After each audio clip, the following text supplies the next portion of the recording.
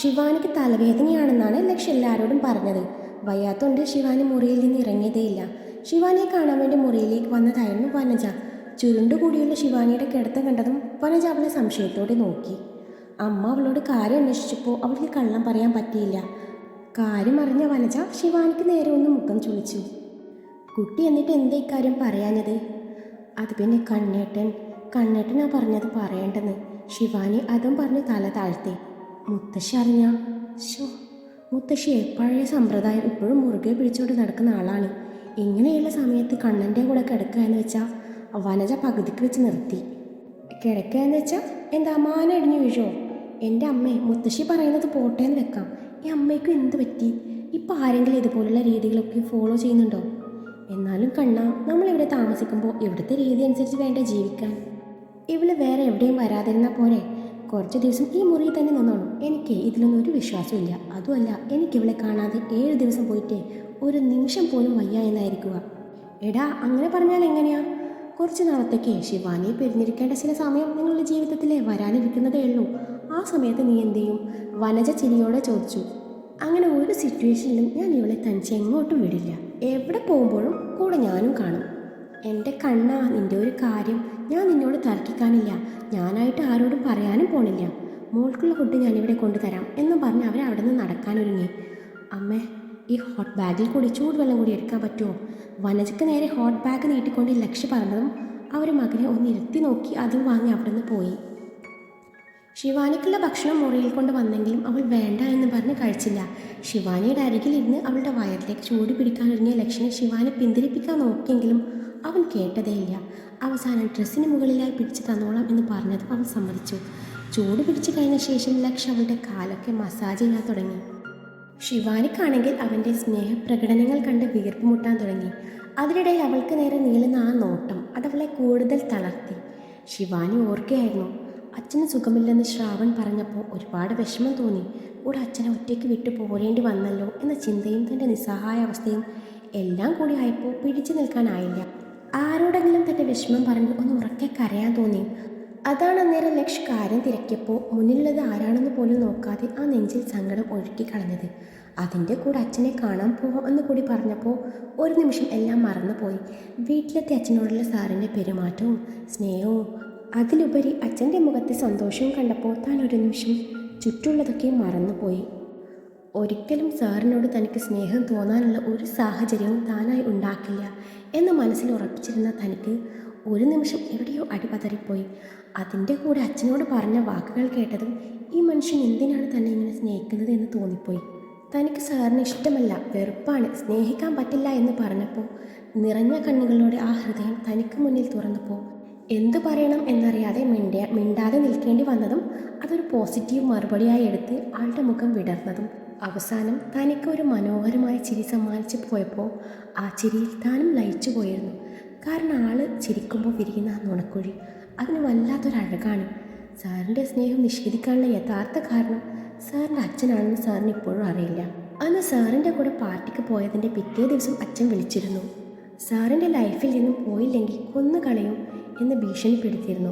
അല്ലെങ്കിലും സാറിനെ സ്നേഹിക്കാനൊന്നും തനിക്ക് താല്പര്യമില്ലായിരുന്നു. അതുകൊണ്ട് അന്ന് വലിയ കാര്യമാക്കിയിരുന്നില്ല.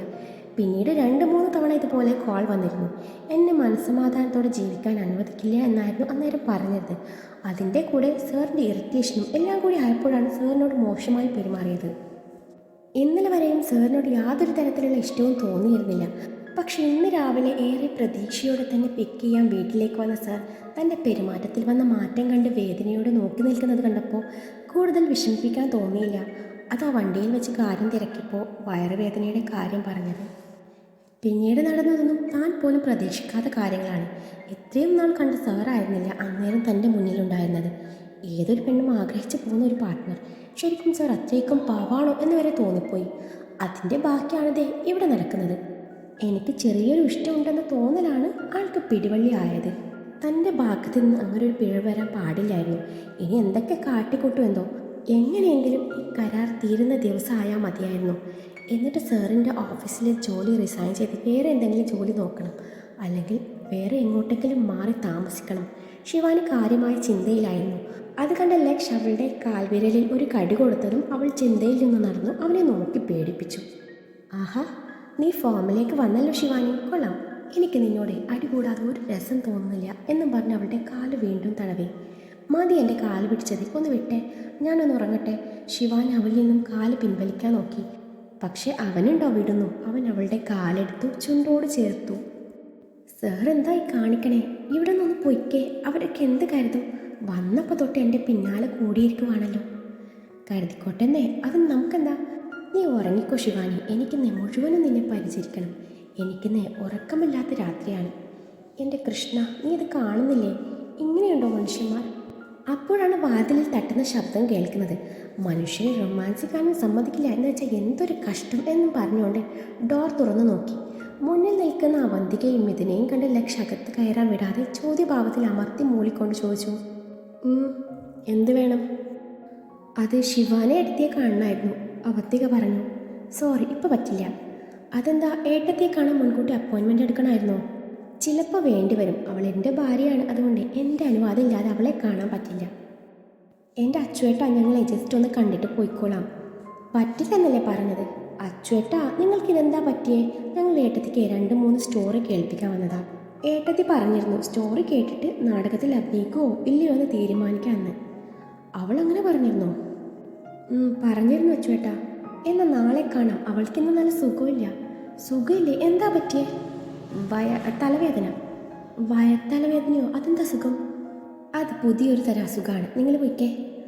പിന്നെ കഥ ഇങ്ങോട്ട് തന്നെ, ഞാൻ വായിച്ചിട്ട് നോക്കിയിട്ട് പറയാം ഇത് വേണോ വേണ്ടോ എന്നും പറഞ്ഞ് ലക്ഷ അവരുടെ കയ്യിൽ നിന്ന് ആ പേപ്പേഴ്സ് വാങ്ങിച്ചു. മക്കൾ ചെല്ല്. അത് കേട്ടതും അവർ പോവാനൊരുങ്ങി.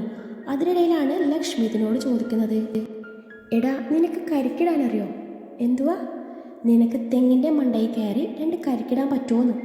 ഒന്ന് പോയച്ചുവേട്ടാ, ഈ രാത്രിയിൽ ഞാൻ തെങ്ങിൽ കയറി കരിക്കിട്ട് തന്നു തന്നെ. നിങ്ങൾക്ക് എന്നെ കയറി ഇട്ടാൽ പോരെ? അതെ, പറ്റില്ലെങ്കിൽ പറ്റില്ല എന്ന് പറഞ്ഞാൽ മതി. കൂടുതൽ ഡയലോഗ് അടിക്കല്ലേ. ഈ അച്ചുവേട്ടിന് ഇതെന്താ, വല്ല ബാധയും കയറിയോ? പോവാൻ നേരം ഒരു കുഴപ്പമില്ലായിരുന്നല്ലോ എന്ന് പറഞ്ഞ് മിഥുൻ പോയി. ഇനി നിന്നോട് പ്രത്യേകം പറയണോ? ലക്ഷ് അവന്തികയെ വിരട്ടി. ഞാൻ മുത്തശ്ശിയോട് പറഞ്ഞു കൊടുക്കുന്നുണ്ട്, അവന്തിക പ്രത്യേക താളത്തിൽ പറഞ്ഞു. എന്ത്? അത് കേട്ട ലക്ഷ് ചോദിച്ചു. ഈ വയത്തലവേദനയുടെ കാര്യം എന്തുവാടി നീ പറയുന്നത്? നിങ്ങൾ ഇന്ന് ശിവാനി ഏട്ടത്തിയുടെ കൂടെ ഉറങ്ങുന്നതേ എനിക്കൊന്ന് കാണണം. ഞാൻ നേരത്തെ അറിഞ്ഞതായി കാര്യം. ഏട്ടത്തി നേരത്തെ ദീപ ചേച്ചിയോട് പറയുമ്പോൾ ഞാൻ കേട്ടിരുന്നു. അപ്പോഴേ മുത്തശ്ശിയോട് പറയാൻ ഒരുങ്ങിയതാ. പിന്നെ പാവല്ലേ എന്ന് കരുതി വിട്ടു. ഇനി പറഞ്ഞിട്ടെന്നെ ബാക്കി കാര്യം. എന്തൊരു ഷോ ആയിരുന്നു എന്ന് പറഞ്ഞ് അവന്തിക അവിടെ നിന്ന് പോകാൻ നേരം ലക്ഷ്യ പിറകിൽ നിന്ന് വിളിച്ചു, അവന്തി മോളെ ഒന്ന് നിന്നേ. മനസ്സില്ല. ദേ അച്ചുവേട്ടനല്ലേ വിളിക്കുന്നത്, നിക്കടി മോളെ. ലക്ഷ്യൻ്റെ പിൻവിളി കേട്ട് അവന്തിക്കൊന്ന് നിന്നു. നല്ല കുട്ടിയല്ലേ, മുത്തശ്ശിയോട് പറയല്ലേട്ടാ. ചേട്ടനൊരു നമ്പർ ഇറക്കിയതല്ലേ? ആണോ? എന്നാലേ ഞാൻ കാര്യമായി പറഞ്ഞതാ. മുത്തശ്ശി അറിഞ്ഞാലേ ഏട്ടത്തിക്കായ്ക്ക് വഴക്കിട്ടുക. ശരി, ഞാൻ നിനക്കൊരു 10,000 മണീസ് തന്നാൽ നീ ഇത് രഹസ്യമാക്കി വെക്കോ? സോറി, 20? പറ്റില്ല ചേട്ടാ. പിന്നെ എനിക്കൊരു ഐഫോൺ വേണം, അതും ലേറ്റസ്റ്റ് മോഡൽ. ഐഫോണോ? എന്തേ, കേട്ടിട്ടില്ലേ? ഇല്ലെങ്കിൽ വേണ്ട, ഞാൻ ഇപ്പോൾ തന്നെ മുത്തശ്ശിയോട് പറഞ്ഞേക്കാം. ഓക്കെ സമ്മതിച്ചു. പക്ഷേ 2 ദിവസം സമയം എടുക്കും കേട്ടോ. അതിനെന്തിനാ 2 ദിവസം? അച്ചുവേട്ടൻ്റെ പോക്കറ്റിൽ കിടക്കുന്ന ഈ ഫോൺ തന്നാൽ പോരെ എന്നും പറഞ്ഞു അവളത് എടുത്തു. എടി, ഇതെൻ്റെ ഫോണാ. കുഴപ്പമില്ല, ഏട്ടൻ്റെ കൈ വേറെ ഒരെണ്ണമുണ്ടല്ലോ. പിന്നെ ഇത് ഏട്ടൻ യൂസ് ആക്കിയിട്ടില്ലെന്ന് എനിക്ക് നന്നായിട്ടറിയാം. ഈ ഫോണിൽ നേരത്തെ എനിക്കൊരു കണ്ണുണ്ടായിരുന്നു. ഇതെങ്ങനെ ഏട്ടൻ്റെ കയ്യിൽ നിന്ന് വാങ്ങിക്കുക എന്ന് ഞാൻ ആലോചിക്കുമായിരുന്നു. അപ്പോഴാണ് ഇതുപോലെ ഒരു ഗോൾഡൻ ചാൻസ് ഒത്തു വരുന്നത്. Thank God. എന്നാൽ ഞാൻ പോട്ടെ ചേട്ടാ. ചേട്ടനെ ചേട്ടത്തിയുടെ അടുത്ത് പോയേ ചാച്ചിക്കോ എന്നും പറഞ്ഞ് അവന്തിക പോയതും ലക്ഷ്യ മുറിയിലേക്ക് തിരിച്ചു പോയി. അന്നേരം ശിവാനി ഉറക്കം പിടിച്ചിരുന്നു. ഇനി ആരോടൊക്കെ ഇത് വിളമ്പിക്കാണോ എന്തോ, ഇനി ആരെല്ലാം ഇതുപോലെ ഭീഷണിപ്പെടുത്തി എന്തൊക്കെയോ വാങ്ങിക്കും എന്തോ ലക്ഷ്യ ആലോചിച്ചു പോയി. കുനിഞ്ഞു നിന്ന് മുന്നിലുള്ള പൊട്ടക്കിണറ്റിലേക്ക് ശിവാനി നോക്കിയാണ്. ക്രൂരമായ മുഖഭാവത്തോടെ പിന്നിൽ കൂടി വന്ന് കല്യാണി അവളെ കിണറ്റിലേക്ക് തള്ളിയിടാൻ ഒരുങ്ങിയപ്പോഴാണ് ശിവാനി എന്നുള്ളൊരു വിളി കേൾക്കുന്നത്. ശിവാനി ഉറക്കെ വിളിച്ച് ആരോ വരുന്നുണ്ടെന്ന് കല്യാണി അറിഞ്ഞതും കല്യാണി പെട്ടെന്ന് എങ്ങോട്ടോ മറന്നു നിന്നു. ശിവാനി ലക്ഷ്യൻ്റെ ശബ്ദം കേട്ടതും ശിവാനി കിണറ്റിൽ നിന്ന് തല ഉയർത്തി നോക്കി. നീ ഇവിടെ എന്തെടുക്കുക? ഞാനിവിടെ ചുമ്മാ. ഈ ഉച്ച സമയത്ത്, അതും പൊരി വെയിലത്ത് നീ എന്തിനാ ഇങ്ങോട്ട് വന്നത്? എന്നിട്ട് പൊട്ടക്കിണറ്റിൽ ചാടി ചാവാൻ നോക്കിയതാ? ഞാൻ ചാവാനൊന്നും നോക്കിയതല്ല. എടി, നിനക്ക് ബോധം എന്ന് പറയുന്ന ഒന്നുണ്ടോ? വയ്യാതെ ഇരിക്കുന്ന ടൈമിൽ ഈ സമയത്ത് ഇങ്ങനെ ഒറ്റയ്ക്കൊന്നും കറങ്ങി നടക്കാൻ പാടില്ല. അതുമല്ല, ഇങ്ങോട്ടൊന്നും ആരും വരാറ് പോലുമില്ല. നിന്നെ അവിടെ എവിടെയും കാണാനിട്ട് തിരക്കി ഇറങ്ങിയതാ ഞാൻ. സർ, അത് ഞാൻ കല്യാണി ചേച്ചിയുടെ കൂടെയാണ് വന്നത്. കല്യാണി ചേച്ചിയോ? അതാരാ? ഇവിടെ കഴിഞ്ഞ ദിവസം വന്ന ഒരു സ്ത്രീയും കുഞ്ഞുമില്ലേ, ആ സ്ത്രീയാ. ആ ചേച്ചിയുടെ കൂടെയാണ് ഞാനിവിടെ വന്നത്. എന്തോരോ ഔഷധ സസ്യം ഈ പറമ്പിൽ വിട്ടത്രേ. അത് പറിക്കാൻ വേണ്ടി കൂടെ വരുമെന്ന് ചോദിച്ചപ്പോൾ ഞാൻ കൂടെ പോന്നു. കുറച്ചു നേരം മുന്നേ വരെ ചേച്ചി ഇവിടെ ഉണ്ടായിരുന്നു, പിന്നെ ആളെ കാണാനില്ല. നിന്നെ ഇവിടെ കളഞ്ഞിട്ടേ അവർ പോയി കാണും. ഏയ്, അങ്ങനെയൊന്നും ചെയ്യില്ല. ആ ചേച്ചി ഒരു പാവാണ്. നിനക്ക് പിന്നെ എല്ലാവരും പാവാണല്ലോ, ഞാൻ മാത്രം ദുഷ്ടനും. നടക്ക്, എല്ലാവരും നിന്നെ വെയിറ്റ് ചെയ്യുക. നീ നാടകത്തിന് സമ്മതം പറഞ്ഞിരുന്നു എന്നും പറഞ്ഞ് ആ പിള്ളേരാകെ ബഹളം കൂട്ടുക. അവന്മാർ സ്റ്റോറിയും കൊണ്ട് ഇന്നലെ നിന്നെ കാണാൻ വന്നതാ. ഞാൻ പറ്റില്ല എന്ന് പറഞ്ഞു തിരിച്ചയച്ചു. ഇപ്പം ആ മിഥുൻ റിഹേഴ്സൽ എന്നും പറഞ്ഞ് എല്ലാവരെയും പിടിച്ചു നിർത്തിയിരിക്കുക. നിനക്കിതിൻ്റെ വല്ല ആവശ്യമുണ്ടായിരുന്നു? നീ നോ പറയട്ടെ എന്ന് കരുതി ഞാൻ നിൻ്റെ അടുക്കലേക്ക് പറഞ്ഞു വിട്ടതാ. അതിന് ഞാൻ ഒന്നും പറഞ്ഞില്ലല്ലോ. സ്റ്റോറി ഇഷ്ടമായ നോക്കാമെന്നേ പറഞ്ഞുള്ളൂ. സ്റ്റോറി ഇഷ്ടപ്പെട്ട് ഡേറ്റ് കൊടുക്കാൻ നീ ആരും നയൻതാരയോ? അത് കേട്ടതും മുഖം കോട്ടിക്കൊണ്ട് പോ അവിടെ നിന്ന് എന്നും പറഞ്ഞു അവൾ അവനെ പിടിച്ചു തള്ളിയതും അവൻ ബാലൻസ് തെറ്റി വീണിരുന്നു. അത് കണ്ടതും അവൾ ചിരിക്കാൻ തുടങ്ങി. അവളുടെ നിർത്താതെയുള്ള ചിരി കണ്ടു ലക്ഷ്മി ദേഷ്യം വരാൻ തുടങ്ങി. അവൻ്റെ ആ മുഖഭാവം കണ്ടപ്പോഴാണ് അവൾ ചിരി നിർത്തിയത്. അവൾക്ക് നേരെ കൈ നീട്ടിയപ്പോൾ എന്നെയും തള്ളിയിടാൻ വേണ്ടിയിട്ടല്ലേ, തരില്ല എന്ന് പറഞ്ഞ് ഓടുന്നവളെ കണ്ട ലക്ഷ് പെട്ടെന്ന് എഴുന്നേറ്റ് അവളുടെ പിന്നാലെ ഓടി. ശിവാനി നിൽക്കാൻ ശിവാനി നിൽക്കാനാണ് പറഞ്ഞത്. അവളെയും വിളിച്ചുകൊണ്ട് ലക്ഷ് പിന്നാലെ ഓടുകയാണ്. ഇല്ല, ഞാൻ നിൽക്കില്ല. എന്നിട്ട് എന്നെ തള്ളിയിടാൻ വേണ്ടിയിട്ടല്ലേ? ഞാൻ ജസ്റ്റ് ഒന്ന് തൊട്ടപ്പോൾ സാറ് വീഴും എന്ന് എനിക്കറിഞ്ഞോ? ഇല്ല ശിവാനി, ഞാൻ തള്ളിയിടില്ല. നീ നിന്ന ചിരിച്ചതിനുള്ള ഒരു കുഞ്ഞു ശിക്ഷ അത് മാത്രമേ തരുള്ളൂ. ഇല്ലെങ്കിൽ എല്ലാവരുടെയും മുന്നിൽ വെച്ച് ഞാൻ നിന്നെ കിസ് ചെയ്യും. സത്യമായിട്ടും ചെയ്യും. നിനക്കെന്നെ അറിയാലോ ശിവാനി. അത് കേട്ട് ശിവാനി ചെറുതായെന്ന് പേടിച്ചു. അവൾ ഓട്ടം നിർത്തി അവിടെ നിന്നതും ലക്ഷ് അവളുടെ അരികിലേക്ക് എത്തിയിരുന്നു. തന്നെ തുറച്ചു നോക്കുന്ന ലക്ഷിനെ കണ്ടതും ശിവാനി നന്നായിട്ട് നിൽച്ചു കാണിച്ചു. സോറി സർ, ഞാൻ അറിയാതെ തള്ളിയതാ. ഇനി ഞാനുണ്ടല്ലോ ഇതുപോലെ ഒരിക്കലും തള്ളിയിടില്ല എന്ന് നിഷ്കുവായി പറഞ്ഞു വീണ്ടും അവനെ തള്ളിയതും അവളുടെ ആ പ്രവൃത്തിയിൽ ലക്ഷ് വീണ്ടും പിറകിലോട്ട് വീണ്ടും പോയിരുന്നു. ഇതുകൂടി ആയതോടെ ലക്ഷിൻ്റെ മുഖമൊക്കെ ചുവന്നു വന്നിട്ടുണ്ട്. ഇയാളെന്നെ കിസ് ചെയ്യാനിങ്ങോട്ട് വാ എന്നും പറഞ്ഞ് അവൾ പോവാനൊരുങ്ങിയതും അവനവളുടെ കാലിൽ പിടിച്ചു വലിച്ചു. അതോടെ ശിവാനി ബാലൻസ് തെറ്റി നേരെ വീണത് അവൻ്റെ നെഞ്ചിലേക്കും. അന്നേരത്തെ ആവേശത്തിന് തൻ്റെ നെഞ്ചിൽ കിടക്കുന്ന ശിവാനിയും കെട്ടിപ്പിടിച്ച ലക്ഷ്യം ഒരു മറിച്ചിലായിരുന്നു. പിന്നെ രണ്ടാൾക്കും ഒന്നും ഓർമ്മയില്ലായിരുന്നു. അമ്യൂസ്മെൻറ്റ് പാർക്കിലെ ഏതോ ഒരു റൈഡിൽ കയറിയ ഫീലായിരുന്നു രണ്ടു പേർക്കും. പരസ്പരം ഇറുകെ പുണർന്നു ഉരുണ്ടുരുണ്ടു എങ്ങോട്ടോ എത്തി. ഇപ്പോൾ കണ്ണു തുറന്നു നോക്കുമ്പോൾ രണ്ടാളും മറ്റൊരു പറമ്പിലായിരുന്നു. ഇപ്പോഴും ലക്ഷ് ശിവാനിയെ വിടാതെ മുറുകെ പിടിച്ചിട്ടുണ്ട്. ശിവാനിയുടെ മേലെയാണ് ഇപ്പോൾ ലക്ഷ്യമുള്ളത്. നിങ്ങൾ എന്തായി കാണിച്ചത്? അയ്യോ അമ്മേ, എൻ്റെ നടുവൊടിങ്ങാന്നാണ് തോന്നുന്നത്. ഈ കരയിലൊക്കെ ഇല്ലായിരുന്നെങ്കിൽ ദേഹം മുഴുവനും പഞ്ചറൊട്ടിക്കേണ്ടി വന്നേനെ. ശിവാനി അവനെ കടുപ്പിച്ച് നോക്കിക്കൊണ്ട് പറഞ്ഞു. അപ്പോഴവൻ്റെ മുഖത്ത് കള്ളച്ചിരിയായിരുന്നു. പക്ഷേ എനിക്ക് നല്ല സുഖമാണ് തോന്നിയത്. ശിവാനിയെ നമുക്കൊന്നുകൂടി കെട്ടിപ്പിടിച്ച് മറിഞ്ഞാലോ? ഇയാളുടെ സുഖമൊക്കെയും എനിക്ക് മനസ്സിലായി. മതി സുഖിച്ചത്, എൻ്റെ മേലിൽ നിന്ന് മാറിക്കേ. ശിവാനി കുതറി മാറാൻ നോക്കിയെങ്കിലും അവൻ പിടിവിടാൻ തയ്യാറല്ല. ഒന്നുകൂടി അവളെ കെട്ടിപ്പിടിച്ചുകൊണ്ട് മറിഞ്ഞു. ഇപ്പോൾ ശിവാനി അവൻ്റെ മേലെയാണുള്ളത്. വിട്ട് സാർ, എനിക്ക് പോകണം. പൊക്കോന്നേ. സാർ വിട്ടാലല്ലേ എനിക്ക് പോകാൻ പറ്റുള്ളൂ. വിടാം, പക്ഷേ എനിക്കൊരു ഉമ്മ തരണം. ഒന്ന് പോയിക്കേ, റൊമാൻസ് കളിക്കാൻ ഇത് സാറിൻ്റെ ബെഡ്റൂമല്ല. വിട്ടെ. സോറി ശിവാനി, ഉമ്മ തരാതെ ഞാൻ വിടും എന്ന് നീ കരുതണ്ട. സാർ പ്ലീസ്, എനിക്ക് വയ്യെന്ന്. പോണോ? എന്നാ പോയിക്കോ. താങ്ക് യു സാർ എന്നും പറഞ്ഞ് അവൾ എഴുന്നേൽക്കുന്നതിന് മുന്നേ അവൻ അവളുടെ ധാവണിയുടെ ഷാൾ അവൻ്റെ കയ്യിൽ ചുറ്റി വെച്ചിരുന്നു. അവൾ അവനിൽ നിന്ന് അകന്ന് മാറിയതും അവളുടെ മാറിൽ നിന്നും ഷാൾ ഓരിപ്പോന്നിരുന്നു. തന്നോട് പൊയ്ക്കോളാൻ പറഞ്ഞതിൻ്റെ കാരണം അവൾക്ക് അപ്പോഴാണ് മനസ്സിലായത്. കൈകൾ പിണഞ്ഞു കെട്ടി മറച്ച് മുഖം തിരിച്ചിരിക്കുന്നവളെ കണ്ടതും ലക്ഷ് ചോദിച്ചു, എന്തേ പോണില്ലേ? ആ ഷാൾ ഇങ്ങോട്ടാ സാർ. ഇല്ലെങ്കിൽ പ്ലീസ് സാർ തരൂന്നേ. ഞാൻ ചോദിച്ചതാ, എന്നാ തരാം. എൻ്റെ കൃഷ്ണ, ഞാൻ എന്താ ചെയ്യാ? സാർ പ്ലീസ്, ആരെങ്കിലും ഇങ്ങോട്ടിപ്പോൾ വരൂ. ഇങ്ങോട്ട് ആരും വരാൻ പോണില്ല. നമ്മളുള്ളത് എവിടെയാണെന്നറിയോ? ഒട്ടക്കാട്ടില്ല. ഇവിടെ മനുഷ്യരാരും വരാറില്ല. കാരണം ഇവിടെ മൊത്തം പാമ്പും ഇഴജന്തുക്കളാണ്. അയ്യോ, പാമ്പോ? എന്നിട്ടാണോ ഇവിടെ കിടന്ന് റൊമാൻസ് കളിക്കുന്നത്? ശിവാനി അത് പറഞ്ഞ് നാക്ക് വായിലേക്കിട്ടില്ല. മുന്നിൽ പട്ടി വിടർത്തി നിൽക്കുന്ന പാമ്പിനെ കണ്ട് പേടിച്ച ശിവാനി ലക്ഷിൻ്റെ മേലേക്ക് വീഴിലായിരുന്നു. അവനെ ഇറുകെ പുണർന്നുകൊണ്ട് പറഞ്ഞു, സാർ പാമ്പ്. ഞാൻ പാമ്പൊന്നുമല്ല. അയ്യോ അങ്ങനെയല്ല, ദൂ അവിടെ ഒരു പാമ്പ്. എവിടെ? അയ്യോ സാർ എഴുന്നേൽക്കല്ലേ, എനിക്ക് പേടിയാ. അനങ്ങിയാൽ നമ്മളെ കൊത്തും. അത് കേട്ട ലക്ഷ് തലചരിച്ച് നോക്കിയതും അവരുടെ കാലിൻ്റെ ഭാഗത്തായി ഒരു പാമ്പ് പത്തി വിടർത്തി നിൽക്കുന്നു. അത് കണ്ടതും ലക്ഷ്യം ചെറുതായി ഒന്ന് പേടിച്ചു. ശിവാനി അനങ്ങല്ലേ, കുറച്ച് കഴിയുമ്പോൾ അത് അതിൻ്റെ വഴിക്ക് പൊയ്ക്കോളും. തൻ്റെ മേലെ അമർന്നിട്ടുള്ള ശിവാനിയെ നോക്കി ലക്ഷ് പറഞ്ഞു. എവിടെ നിന്ന് ഇതങ്ങനെ പോകുമെന്ന് തോന്നുന്നില്ല. മൂപ്പരെ രണ്ടും കൽപ്പിച്ചുള്ള വരവാ. കണ്ടില്ലേ ആ നോട്ടം? അയ്യോ അമ്മേ, എൻ്റെ അച്ഛൻ, എൻ്റെ ശ്രാവൺ, അവർക്കിനി ആരുണ്ട്? ശിവാനി ഓരോന്ന് പറയാൻ തുടങ്ങി. ശിവാനി ഒന്നും മിണ്ടാതിരിക്കുന്നുണ്ടോ? മിണ്ടും, സാറാണ് എല്ലാത്തിനും കാരണക്കാരൻ. ആ ഷാളിങ് തന്നെ, ഇനിയിപ്പോൾ എന്തായാലും പാമ്പ് കൊത്തും. എൻ്റെ ഡെഡ് ബോഡി എടുക്കാൻ വരുമ്പോൾ ഈ കോലത്തിലാവരുതല്ലോ. ശിവാനി പറയുന്നത് കേട്ടതും ലക്ഷ് അവളെയൊന്ന് നോക്കി. അറിയാതെ അവൻ്റെ നോട്ടം തൻ്റെ മേലെ കിടക്കുന്നവളുടെ മാറിടുക്കിലേക്ക് നീണ്ടു. അത് മനസ്സിലാക്കി അവൾ ബ്ലൗസിൻ്റെ കഴുത്ത് മുകളിലോട്ട് പിടിച്ചു വലിച്ചുകൊണ്ട് പറഞ്ഞു, ചാവാൻ പോകുമ്പോഴും ഇതിനൊരു കുറവില്ലല്ലേ? എങ്ങനെയും ചാവും, അപ്പോൾ ഇത്തിരി എൻ്റർടൈൻമെൻ്റ് ആയിക്കോട്ടെ എന്ന് കരുതി. സത്യം പറ, ആ പാമ്പ് നിങ്ങളുടെ ആളാണല്ലേ? അതുകൊണ്ടാണല്ലോ ഇത്രയും ധൈര്യം. ഒന്ന് പോടി. പിന്നെ ഞാൻ നാഗകന്യകനാണല്ലോ പാമ്പുമായി ഫ്രണ്ട്ഷിപ്പ് തുടങ്ങാൻ. സോറി, വേണോന്ന് വെച്ച് നോക്കിയതല്ല, അറിയാതെ പറ്റിപ്പോയതാ. നിനക്ക് നേരത്തെ ഒരു ഉമ്മ തന്നിരുന്നേ നമുക്ക് ഈ അവസ്ഥ വരുമായിരുന്നോ? എനിക്ക് തോന്നുന്നു ഈ പാമ്പ് സീൻ പിടിക്കാമെന്നതാണെന്ന്. നീ ഒരു ഉമ്മ ഇങ്ങോട്ട് തന്നേക്ക്. ചിലപ്പോൾ അത് കണ്ടിട്ട് ആൾ ഹാപ്പിയായി പോയാലോ? ചില പ്രത്യേകതരം പാമ്പായിരിക്കും ഇത്. ആഹാ, തമാശ പറയാൻ പറ്റിയ സമയം. പാമ്പ് പോയെന്ന് നോക്കിക്കേ.